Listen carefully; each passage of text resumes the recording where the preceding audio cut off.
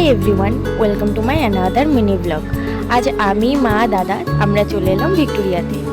এর আগেও একবার এসেছিলাম, তবে তখন মা আসেনি, তাই আজ মাকে নিয়ে এলাম ভিক্টোরিয়া দেখাতে। দেন একে একে সবাই ভেতরে ঢুকে পড়লাম।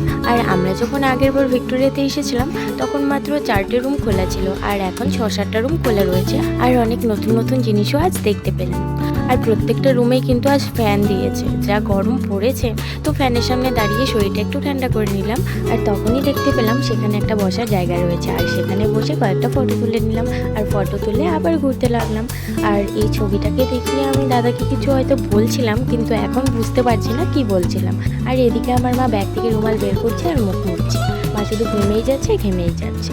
তারপর আরও কিছুক্ষণ ঘুরে নিলাম, আর ঘুরে বাইরে চলে এলাম। আর এখানে গাছের ছায়ায় কিছুক্ষণ বসে রেস্ট করে বাইরে চলে এলাম। আর বাইরে থেকে চিপস আর আইসক্রিম খেতে খেতে এই কাঠবেড়েলটাকে দেখছিলাম, আর আমাদের গাড়ির জন্য ওয়েট করছিলাম। দেন চলে এসে আমাদের গাড়ি, আর গাড়ি করে চলে আসি বাড়ি।